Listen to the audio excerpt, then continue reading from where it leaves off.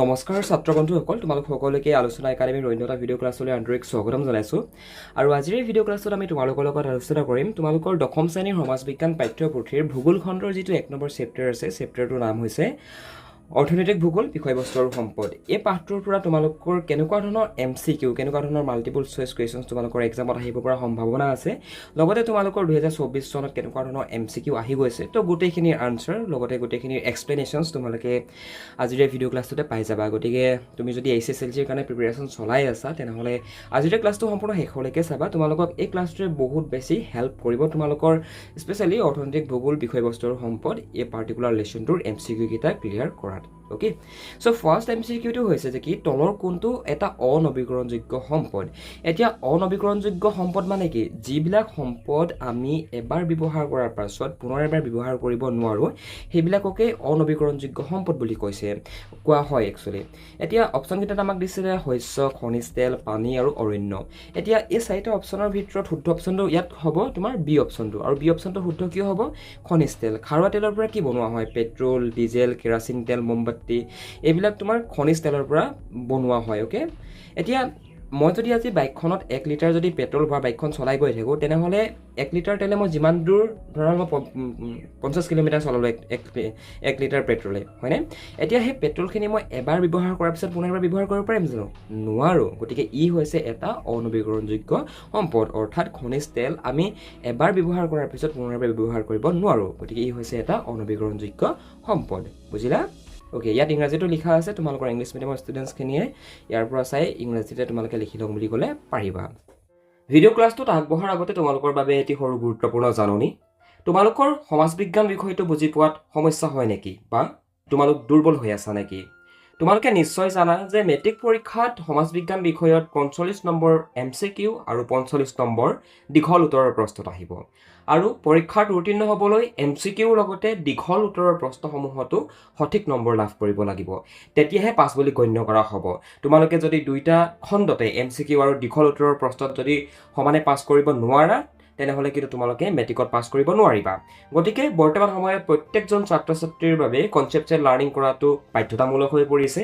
সেইবাবে যিসকল ছাত্ৰ ছাত্ৰীয়ে সমাজ বিজ্ঞান বিষয়টোত নিজকে দুৰ্বল অনুভৱ কৰা আৰু তোমালোকে যদি ঘৰতে বহি সমাজ বিজ্ঞান বিষয়টোৰ অনলাইন ক্লাছ কৰিবলৈ বিচাৰিছা, তেন্তে আজিয়ে আমাৰ একাডেমীত যোগাযোগ কৰা। আমি সমাজ বিজ্ঞান বিষয়ৰ সকলো পাঠ সহজ সৰল অসমীয়া ভাষাত বুজাই দিয়াৰ লগতে পাঠৰ ভিতৰৰ পৰা কেনেধৰণৰ প্ৰশ্ন পৰীক্ষাত আহিব, কেনেধৰণৰ MCQ পৰীক্ষাৰ বাবে চাব লাগিব, সকলো শিকাওঁ। গতিকে যিসকল ছাত্ৰ ছাত্ৰীয়ে ঘৰতে বহি সমাজ বিজ্ঞান বিষয়টোৰ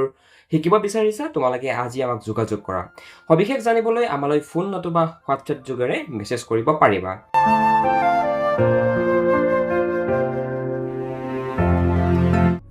2 নম্বৰটো মন কৰা,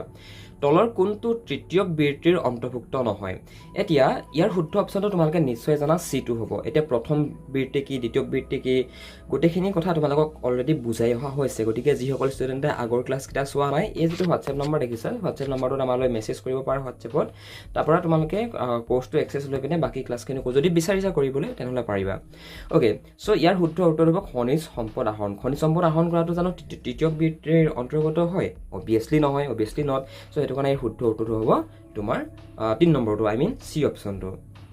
নেক্সট মন কৰা, তলৰ কোনটো বিলুপ্তপ্ৰায় প্ৰাণী? এতিয়া এই প্ৰশ্নটোৰ উত্তৰ কৰিবলৈ যাওঁতে তোমালোকে অলৱেজ মনত ৰাখিবা, তোমালোকৰ পৰীক্ষাত এইটো প্ৰশ্ন যদি এনেকৈ আহি যায়, তেনেহ'লে তোমালোকক ইয়াত এশিঙীয়া গড়, মিথুন, বৰটোকোলা নতুবা হাতী এনেকুৱা ধৰণে তোমালোকক নিদি বেলেগ কিবা জীৱৰ নামো দিব পাৰে। অকল যে কেৱল মাত্ৰ বৰটোকোলাই ইয়াত যে শুদ্ধ উত্তৰ বৰটোকোলাই যে বৰ্তমান বিলুপ্তৰ পৰ্যায়ত আছে, সেইটো কথা নহয়। মানে বৰ্তমান সময়ত বহুত জীৱ বিলুপ্ত অৱস্থাত আছে। গতিকে তোমালোকে সেই জীৱকেইটাৰ নামকেইটা মনত ৰখাই থবা। তোমালোকৰ যদি এক্সামত তোমালোকৰ যদি এনেকৈ 4-5টা অপশ্যন গুচি আহে, তোমালোকৰ যদি মনত থাকে যে কোনটো জীৱ বিলুপ্তৰ প্ৰায় পৰ্যায়ত আছে, বিলুপ্ত হৈ লাহে লাহে গৈ আছে, তেতিয়া অবভিয়াছলি তোমালোকে তাৰ শুদ্ধ আনচাৰটো কৈ থৈ পাৰিবা, হয়নে? গতিকে তোমালোকে কিতাপখন অকণমান ভালধৰণে পঢ়িবা, তাত তোমালোকৰ এই কনচেপ্টবিলাক বুজোৱা গৈছে। যিসকল ষ্টুডেণ্টে ঘৰতে বহি আমাৰ ফালৰ পৰা বিচৰা ইচ্ছা কৰা, তেওঁলোকে হোৱাটছএপত আমাক যোগাযোগ কৰা, আমি তোমালোকক লিংকখিনি দি দিম। অ'কে, বাকী তোমালোকৰ এইটো প্ৰচেছ চাওঁ বুলি ক'লেও পাৰিবা। নেক্সটটো মন কৰা, তলৰ কোনটো প্ৰাথমিক বৃত্তি নহয় এতিয়া প্ৰাথমিক বৃত্তি দ্বিতীয়ক বৃত্তি তৃতীয়ক বৃত্তি তোমালোকৰ কিন্তু এইকেইটা পৰীক্ষাত আহিব কিন্তু আৰু ইয়াত তোমালোকৰ মাত্ৰ মাছ ধৰা নতুবা বনজ সম্পদ আহৰণ নতুবা শিল্পোৎপাদন প্ৰক্ৰিয়া নতুবা কৃষি কৰ্ম এনেকুৱা ধৰণেই যে অপশ্যনকেইটা আহিব এনেকুৱাকেইটা নামেই যে আহিব সেইটো কথা নহয় মানে তোমালোকে প্ৰথম বৃত্তি কি দ্বিতীয়ক বৃত্তি কি তৃতীয়ক বৃত্তি কি গোটেইখিনি বস্তু ক্লিয়াৰ কৰি থবা যাতে তোমালোকৰ ইয়াত যদি মাছ ধৰা নতুবা বনজ সম্পদ আহৰণৰ ঠাইত যদি বেলেগ কিবা অপশ্যনো দিয়ে যাতে তোমালোকে সেই অপশ্যনটো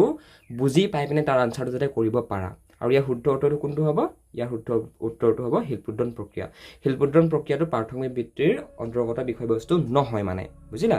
যিসকল ষ্টুডেণ্টে বুজি পোৱা নাই তেখেতলোকে আমাক যোগাযোগ কৰিব পাৰা আমি তোমালোকক এইবিলাক প্ৰথমক বৃত্তি কি দ্বিতীয়ক বৃত্তি কি তোমালোকে যদি বুজি পোৱা নাই যদি নাজানা আমি তোমালোকক হেল্প কৰিব পাৰিম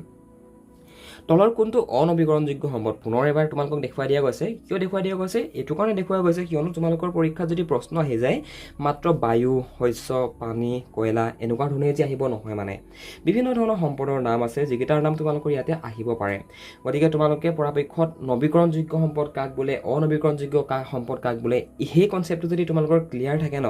তেতিয়া তোমালোকৰ এনেকুৱা ধৰণৰ MCQ যদি আহে ইয়াত যেনেকুৱা ধৰণৰ MCQৰ অপশ্যন নাহক লাগে প্ৰশ্নটো যদি সেম থাকে যদি MCQ কেইটা অপশ্যন কেইটা যদি তোমাৰ যদি বেলেগ বেলেগো আহে তোমালোকে যদি জানা নবীকৰণযোগ্য সম্পদ কাক বোলে অনবীকৰণযোগ্য সম্পদ কাক বোলে তেতিয়া তাৰ আনচাৰটো তোমালোকে ইজিলি কৈ থৈ পাৰিবা বা তোমালোকৰ কনচেপ্টটো ক্লিয়াৰ হ'ব লাগিব এতিয়া তোমালোকৰ ইয়াত যেটো অপশ্যন দিছে যে তলৰ কোনটো অনবীকৰণযোগ্য সম্পদ নহয় শুদ্ধ উত্তৰটো হৈছে কয়লা এবাৰ যেতিয়া জ্বলোৱা হয় এবাৰ যেতিয়া কয়লা দহন কৰা হয় তেনেহলে তাৰ পৰা পুনৰ এবাৰ তাক ব্যৱহাৰ কৰিব পৰা অৱস্থা নাথাকে মানে তোমালোকে নিশ্চয় চাহৰ ফেক্টৰী বিলাকত কয়লা দহন কৰা দেখিছে চাগে ওকে তলৰ কোনটো সম্পদৰ ক্ষেত্ৰত প্ৰযোজ্য নহয় এতিয়া সম্পদৰ ক্ষেত্ৰত প্ৰযোজ্য নহয় বুলি কোৱাৰ লগে লগে কি বুজিছা বাৰু মন কৰা ইয়াত অপশ্যন কেইটা মন কৰাচোন তেতিয়া ভালনে বুজিবা যে হস্তান্তৰ কৰিব নোৱাৰি সম্পদ হস্তান্তৰ কৰিব পাৰি নে নোৱাৰি বাৰু অবভিয়াছলি পাৰিম তাৰ পৰা বজাৰ মূল্য নাই সম্পদৰ বজাৰ মূল্য আছে নে নাই অবভিয়াছলি আছে তাৰ পিছত মানৱ জাতিৰ কল্যাণ হয় সম্পদৰ দ্বাৰা মানুহৰ কি হয় অবভিয়াছলি কল্যাণই হয় নে নহয় তাৰ পৰা উপকাৰ অপকাৰ দুইটা হ'ব পাৰে এতিয়া সম্পদৰ পৰা মানুহৰ উপকাৰো হৈছে আৰু অপকাৰো হৈছে এতিয়া প্ৰশ্নটো সুধিছে কি বুলি যে তলৰ কোনটো সম্পদৰ ক্ষেত্ৰত প্ৰযোজ্য নহয় সম্পদৰ ক্ষেত্ৰত প্ৰযোজ্য নোহোৱা অপশ্যনটো হ'ব B2 কিয়নো সম্পদৰ বজাৰ মূল্য নাই নহয় আছে যদি ইয়াত আছে ইয়াৰ শুদ্ধ উত্তৰটো হৈছে আছে গম পাইছানে গতিকে ইয়াত যেটো নাই বুলি কৈছে যে সম্পদৰ বজাৰৰ মূল্য নাই নে আছে বাৰু অবভিয়াছলি আছে মই যদি হাঁচি গছ এজোপা বিকিব যাওঁ অবভিয়াছলি মই তাৰ এটা মূল্য পাম 1 লাখ টকা 1.5 লাখ টকা মই তাৰ পৰা পাম এজোপা হাঁচি গছৰ পৰা হয় নে নহয় গতিকে ইয়াৰ শুদ্ধ উত্তৰটো হ'ব B2 কিয়নো সম্পদৰ বজাৰৰ মূল্য আছে নাই নহয় আছে তোমালোকৰ যদি ঘৰত মাটি যদি ঢেৰ আছে তোমালোকে যদি এবিঘা মাটি বিকা যদি টাউনত আছে তেনেহলে তোমালোকে 20-25 লাখ টকাও পাই যাবা এতিয়া মূল্যটো পালা নে নাপালা অবভিয়াছলি পালা গতিকে ইয়াৰ বজাৰ মূল্য আছে নে নাই অবভিয়াছলি আছে গতিকে ইয়াত যেটো নাই বুলি কৈছে গতিকে শুদ্ধ অপশ্যনটো হ'ব B নম্বৰ অপশ্যনটো বুজি পালা ওকে এনেকুৱা ধৰণে তোমালোকে আন্ডাৰষ্টেণ্ডিংটো লোৱা আৰু সদায় মনত ৰাখিবা MCQ কাহিনীও মুখস্থ কৰি লিখা বস্তু নহয় ইয়াৰ কাৰণে তোমালোকক আন্ডাৰষ্টেণ্ডিংটোৰ প্ৰয়োজন হ'ব তলৰ কোনবিধ অনবীকৰণযোগ্য সম্পদ আৰু এইটো SSLC 2019ত আহি গৈছে এতিয়া পুনৰ কৈছো তোমালোকক ইয়াৰ কাৰণে তোমালোকৰ আন্ডাৰষ্টেণ্ডিং লাগিব ইয়াত দেখিছানে বাৰু পানী উদ্ভিদ প্ৰাকৃতিক গেছ সূৰ্য ৰশ্মি এতিয়া ইয়াৰ আনসাৰটো ন দেখাৰ আগতে তোমালোকে কোৱাচোন যে তলৰ কোনবিধ অনবীকৰণযোগ্য সম্পদ অবভিয়াছলি ইয়াৰ শুদ্ধ উত্তৰটো হৈছে প্ৰাকৃতিক গেছ এতিয়া প্ৰাকৃতিক গেছ আমি যে ব্যৱহাৰ কৰো ঘৰত যে CNG ব্যৱহাৰ কৰো LPG যে ব্যৱহাৰ কৰো আমাৰ ঘৰৰ গেছটোচোন তোমাৰ এমাহ দুমাহৰ মূৰত শেষে হৈ থাকে আমি পুনৰ ফিল আপ কৰিব লগা হয় নে নহয় গতিকে প্ৰাকৃতিক গেছ আমি এবাৰ ব্যৱহাৰ যেতিয়া কৰো তেনেহলে তাৰ পৰৱৰ্তী পৰ্যায়ত আমি এটা ব্যৱহাৰ কৰিব নোৱাৰো মানে এবাৰ ব্যৱহাৰে মানে অকল এবাৰহে তাক ব্যৱহাৰ কৰিব পাৰো হয় নে নহয় গতিকে ইয়াৰ শুদ্ধ উত্তৰটো হৈছে প্ৰাকৃতিক গেছ দেখিছানে বাৰু এনেকুৱা ধৰণে যদি তোমালোকে মনত ৰখোৱা কথাবিলাক তোমালোকৰ পৰীক্ষাত যেনেকুৱা ধৰণৰ MCQ নাহক লাগে তোমালোকে তাৰ আনসাৰ কিটা কৰি থৈ আহিব পাৰিবা তলৰ কোনটো মানৱ সৃষ্ট সম্পদ এতিয়া মানৱ সৃষ্ট সম্পদ মানে কি যিবিলাক সম্পদ মানুহে সৃষ্টি কৰা সেইবিলাককে মানৱ সৃষ্ট সম্পদ বুলি কোৱা হয় উদাহৰণস্বৰূপে আমাৰ ডিব্ৰুগড়ৰ পৰা ধেমাজিলৈ যোৱা যিখন তোমাৰ বগীবিল ব্ৰিজ আছে বগীবিল দলং আছে এতিয়া বগীবিল দলংখন নেচাৰেলি সৃষ্টি হৈছিল নেকি নহয় সেইখনক কোনে বনাইছিলে মানুহে বনাইছে গতিকে মানৱ সৃষ্ট সম্পদ বুলি কোৱাৰ লগে লগে আমি তেনেকুৱা ধৰণৰ বস্তুবিলাকক বুজো ওকে কিন্তু এটা পাহাৰ পৰ্বত গছ নদী পানী এইবিলাকক কি সৃষ্টি কৰা এইবিলাকক সৃষ্টি কৰা কোনে সৃষ্টি কৰা এইবিলাক প্ৰকৃতিৰ পৰা সৃষ্টি হৈছে হয় নে নহয় গতিকে হেতু হৈছে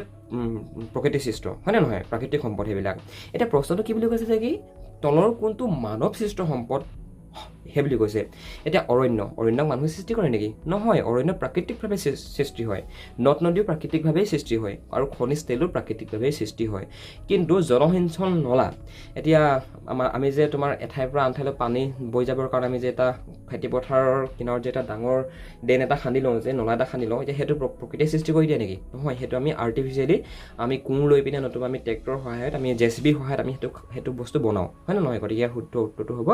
জলসিঞ্চন নলা এতিয়া তোমালোকৰ পৰীক্ষাত মানে MCQ কনচেপ্টটো এনেকুৱা ধৰণৰে হ'ব বুজিলানে বাৰু কিন্তু তোমালোকৰ আণ্ডাৰষ্টেণ্ডিংটো থাকিব লাগিব যে প্ৰাকৃতিক সম্পদ মানে কি মানৱসৃষ্ট সম্পদ মানে কি হয়নে গতিকে এই কথাবিলাক তোমালোকে যদি বুজিব বিচৰা আমাৰ ফালৰ পৰা তোমালোকে আমাক যোগাযোগ কৰিব পাৰা আমি তোমালোকক পঢ়োৱাৰ পাছতো যদি কিবা বুজি নোপোৱা আমি তোমালোকক এভৰিথিং হেল্প কৰি দিম মাত্ৰ তোমালোকে 9864077266 নাম্বাৰটোত তোমালোকে আমাক মেছেজ কৰি গ্ৰুপত কিন্তু তোমালোকে জইন হৈ ল'লেই তোমালোকৰ হৈ যাব তাত আমি তোমালোকৰ গ্ৰুপতে এভৰিথিং বস্তু গাইড কৰি থাকিম বিশ্ব পৰিৱেশ দিৱস কোন তাৰিখে পালন কৰা হয় শুদ্ধ উত্তৰটো হৈছে 5 জুন তাৰিখে বিশ্ব পৰিৱেশ দিৱস পালন কৰা হয় আৰু এইটো one of the most important MCQ হয় তোমালোকৰ কাৰণে যে বিশ্ব পৰিৱেশ দিৱস কোন তাৰিখে পালন কৰা হয় 5 জুন তাৰিখে বিশ্ব পৰিৱেশ দিৱস পালন কৰা হয় world environment day is celebrate on 5th June 5 June তাৰিখে বিশ্ব পৰিৱেশ দিৱস পালন কৰা হয় ইম্পৰ্টেণ্ট হয় কমন হয় গতিকে মনত ৰখাই থৈ দিবা তলৰ কোনটো এটা অজীৱীয় সম্পদ এতিয়া অজীৱীয় সম্পদ মানে কি চোৱা জীৱীয় আৰু অজীৱীয় কনচেপ্টটো নিশ্চয় বুজি পাইছা যিবিলাক বস্তুৰ গাত জীৱ থাকে লাইক ভেঁকুৰে প্ৰজননো কৰিব পাৰে কিন্তু গতিকে ই হৈছে এটা জীৱীয় হয়নে নহয় শস্য বেক্টেৰিয়া এইবিলাক হৈছে জীৱীয় কিন্তু বায়ু জানো জীৱীয় বস্তু হয় অবভিয়াছলি নহয় হয়নে নহয় গতিকে তোমালোকে এইটো কথা সদায় মনত ৰাখিবা জীৱীয় আৰু অজীৱীয়ৰ ডেফিনেশ্যনটো বায়ু কিন্তু জীৱীয় বস্তু নহয় বায়ু কি বায়ুত তোমাৰ বিভিন্ন ধৰণৰ বায়ুত গেছ থাকে অক্সিজেন থাকে কাৰ্বন ডাই অক্সাইড থাকে মিথেন অ'কে তাৰপৰা হাইড্ৰজেন হয়নে নহয় হাইড্ৰজেনৰ দৰে যিবিলাক এলিমেণ্ট সেইবিলাক আমি ক'ত পাওঁ বায়ুত পাওঁ গতিকে বায়ুটো এটা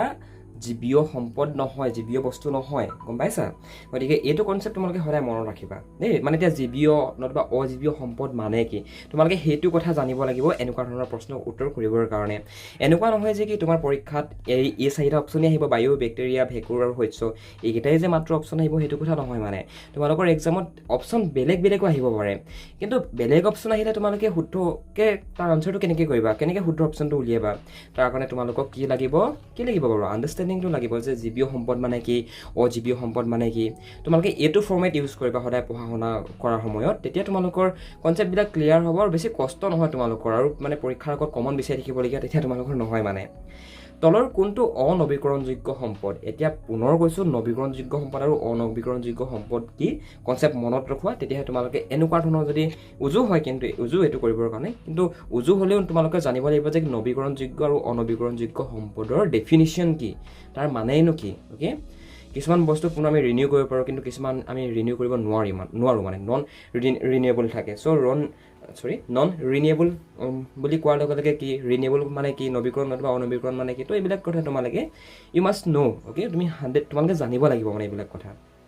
ভিডিঅ'লৈ আগবঢ়াৰ আগতে তোমালোকৰ বাবে এটা এনাউন্সমেণ্ট আছে আৰু সেইটো হ'ল আমি আছাম বৰ্ডৰ ক্লাছ 10ৰ ষ্টুডেণ্টৰ বাবে মেথমেটিক্স ছাবজেক্টত আছামিজ আৰু ইংলিছ দুইটা মিডিয়ামৰ বাবে প্ৰায় 200+ লাইভ আৰু ৰেকৰ্ডেড ক্লাছ লৈ আনিছোঁ ক্লাছত টেক্সট বুকৰ কুৱেশ্যনৰ লগতে 1500+ MCQ প্ৰেক্টিছ কৰা হ'ব আৰু লগতে SSLC আৰু test paper PIQ notes mind maps আৰু আটাইতকৈ ইম্পৰ্টেণ্ট মক টেষ্ট পাবা গতিকে এতিয়াই ডেছক্ৰিপশ্যনত থকা নাম্বাৰত কল বা হোৱাটছআপ কৰিবা আৰু ক্লাছৰ এনৰলমেণ্টৰ বাবে আমাৰ অফিচিয়েল এপ এডুষ্টেশ্যন স্কুল ইনষ্টল কৰি ল'বা ডেছক্ৰিপশ্যনত থকা লিংকৰ পৰা থেংক ইউ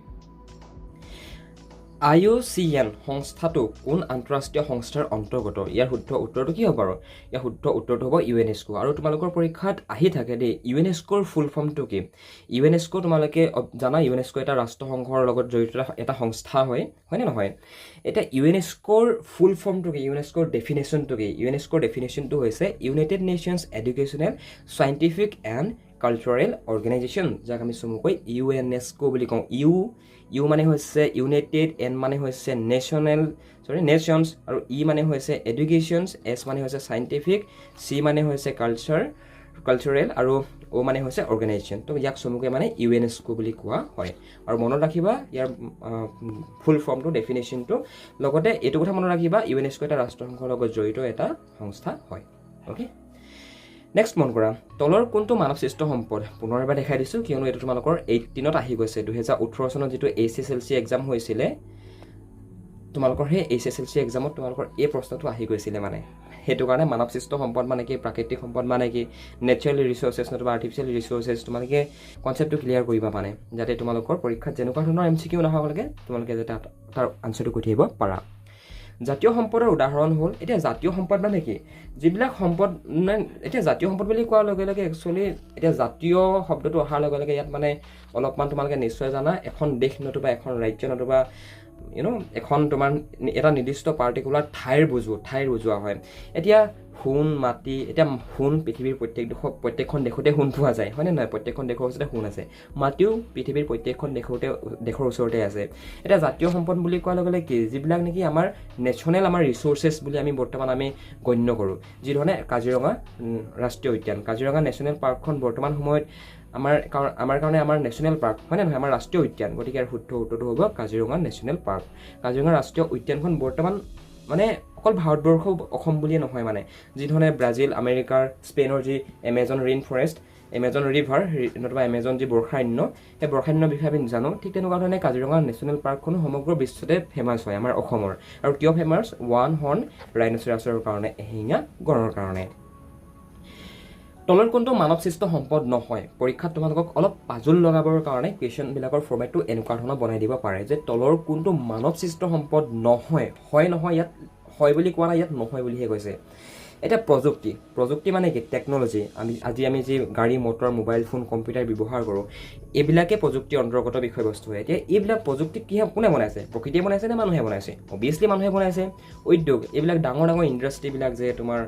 আছে যে উদ্যোগ প্ৰতিষ্ঠানবিলাক আছে এইবিলাকক কোনে বনাইছে মানুহে বনাইছে এটা সৌৰশক্তিক মানুহে বনাইছে নি নহয় সৌৰশক্তি সৃষ্টি হৈছে প্ৰকৃতিৰ পৰা এইটো আমাৰ নেচাৰেল ৰিসোৰ্সেছৰ ভিতৰৰে এটা অংগ হয় সৌৰশক্তি আৰু কাৰ্যালয় অফিচবিলাকৰ কথা কৈ আছে তো ইয়াৰ শুদ্ধ উত্তৰটো হ'ব নিশ্চয় জানা তোমালোকে সৌৰশক্তি আৰু সৌৰশক্তি কিয় শুদ্ধ উত্তৰ হ'ব কিয়নো সৌৰশক্তিটো মানৱসৃষ্ট সম্পদ নহয় এইটো হৈছে এটা প্ৰাকৃতিক সম্পদ আৰু প্ৰশ্নটো আমাক কি বুলি সুধিছিলে যে কি তলৰ কোনটো মানৱসৃষ্ট সম্পদ নহয় ইয়াত হয় বুলি কোৱা নাই ইয়াত নহয় বুলি কৈছে গম পাইছানে গতিকে ইয়াৰ শুদ্ধ উত্তৰটো হ'ব সৌৰশক্তি মানে তোমালোকৰ প্ৰেজেন্স অফ মাইণ্ডটো তোমালোকৰ মানে ডিপেণ্ড কৰে তোমালোকে কথাবিলাক কিমান দূৰ চিন্তা কৰিব পৰা কেনেকৈ চিন্তা কৰা তোমালোকৰ থিংকিং কেপাচিটিটো কিমানটো লেভেলৰ হয় সেইবিলাক তোমালোকৰ মানে ডিপেণ্ড কৰে মানে গতিকে অকণমান বস্তুবিলাক প্ৰশ্নটো পঢ়ি ল'বা ভাল ধৰণে আনচাৰটো নকৰাৰ আগতে আৰু নহ'লে আকৌ তোমালোকৰ শুদ্ধ উত্তৰটো অশুদ্ধ হৈ আহিব পিছত আকৌ পৰীক্ষাৰ শেষত তোমালোকৰ এনেকুৱা লাগিব যে মইতো ঠিকেই কৰিছিলোঁ নাম্বাৰ কিয় নাপালোঁ মই কিয় লেটাৰ মাৰ্কছৰ কাৰণে কমি গ'ল মাৰ্কছ আনিব নোৱাৰিলোঁ তো কথাটো গম পাইছানে চ' এই প্ৰব্লেমটো যাতে তোমালোকৰ নহয়গৈ সেইটো কাৰণে তোমালোকে অলৱেজ কনচেপ্টবিলাক ক্লিয়াৰ কৰিবা যিবোৰ সামগ্ৰীৰ বিনিময় মূল্য আছে সেইবোৰক কি বুলি কোৱা হয় ইয়াত যিবোৰ সামগ্ৰীৰ বিনিময়ৰ মূল্য আছে সম্পত্তি সম্পদ মুক্ত বস্তু আৰু দ্ৰব্য এতিয়া ইয়াৰ শুদ্ধ উত্তৰটো হৈছে সম্পত্তি এতিয়া যিবোৰ সামগ্ৰীৰ বিনিময় মূল্য আছে সেইবিলাকক সম্পদ বুলিও ক'ব পাৰি আৰু সম্পদ বুলি সম্পূৰ্ণৰূপে সম্পদ বুলি ক'ব নোৱাৰি মানে গম পাইছানে বাৰু সেইটো কাৰণে ইয়াৰ শুদ্ধ উত্তৰটো হ'ব সম্পত্তি প্ৰপাৰ্টি কিয় প্ৰপাৰ্টি বিনিময় মূল্য আছে বুলি কৈছে বাৰু বিকজ তোমাৰ ঘৰত যদি কিবা এটা প্ৰপাৰ্টি থাকে তুমি যদি এখন গাড়ী ল'লা গাড়ীখন চলাই আমনি লাগিলে তুমি যদি বিক্ৰী কৰি দিয়া সেই গাড়ীখনটো তোমাৰ কাৰণে এটা প্ৰপাৰ্টি এতিয়া গাড়ীখন বিক্ৰী তুমি কাৰোবাক কৰিলে সেই গাড়ীখনৰ বিনিময়ত পইচা ল'বা নে নোলোৱা অবভিয়াছলি তুমি পইচা ল'বা গতিকে তাৰ এটা ভেলু আছে না তাৰ এটা সামগ্ৰী তোমাৰ সেই বস্তুটোৰ এটা বিনিময় মূল্য আছে গতিকে ই হ'ব এটা মানে ইয়াৰ উত্তৰটো হ'ব সেইটো কাৰণে ইয়াতে সম্পত্তি বুজিলা অ'কে কোনবিধ সম্পদ অনবীকৰণযোগ্য শুদ্ধ উত্তৰ হৈছে লো পুনৰবাৰ কিয় দেখাইছোঁ বিকজ তোমালোকৰ এনেকুৱা ধৰণে আহিব কিন্তু অপশ্যনবিলাক চেঞ্জ থাকিব অপশ্যনবিলাক বেলেগ থাকিব তাৰ কাৰণেতো তোমালোকে কিন্তু জানিব লাগিব কনচেপ্টবিলাক এতিয়া কি বুলি কয় অনবীকৰণযোগ্য সম্পদ প্ৰাকৃতিক সম্পদ এই বস্তুবিলাক তোমালোকে যদি এতিয়ালৈকে বুজি পোৱা নাই ক্লিয়াৰ কৰিব পৰা নাই as soon as possible clear কৰি লোৱা যদি তোমালোকে এতিয়ালৈকে আমাৰ তাত ক্লাছকেইটা কৰিলা বাট তোমালোকে এতিয়ালৈকে যদি বুজি পোৱা নাই MCQ ক্লাছটো কৰাৰলৈকে তোমালোকে পুনৰ এবাৰ আমাক যোগাযোগ কৰা হোৱাটছএপ নাম্বাৰ দেখিছা এইটো হোৱাটছএপ নাম্বাৰ আমাৰ তোমালোকে আমাক যোগাযোগ কৰা আমি তোমালোকক পুনৰ এবাৰ হেল্প কৰি দিম তোমালোকে তাৰ কাৰণে একো চিন্তা কৰিব নালাগে মুঠতে এটাই কথা ভাল ধৰণে পঢ়া আৰু ৰিজাল্টটো ভাল কৰা অ'কে তো আমাক সেইটোৱে লাগে মানে বাকী আমাক একো নালাগে থেংক ইউ ছ' মাছ বাকী তোমালোকৰ প্ৰত্যেক দিনাই আৰু এটা তোমালোকে কনচেপ্ট ক্লিয়াৰ কৰিবা প্ৰত্যেক দিনাই এটা তোমালোকে লেচনৰ MCQবিলাক বহীখনত একাধিক্ৰমে লিখি যাবা যাতে তোমালোকৰ সেই পাৰ্টিকুলাৰ লেচনটোৰ MCQবিলাক যাতে তুমি পিছত আকৌ বিচাৰি ফুৰিবলগীয়া নহয় যে ক'ত সোমালে গম পাইছা নাই বাৰু চ' তাৰ কাৰণে তোমালোকে জাষ্ট মানে এখন বহি ল'বা এক্সট্ৰাকৈ বহীখনত তোমালোকে সকলোখিনি কথা নোট কৰি গৈ থাকিবা আৰু লেচন ৱাইজত কৰিবা okay thank you so' much bye by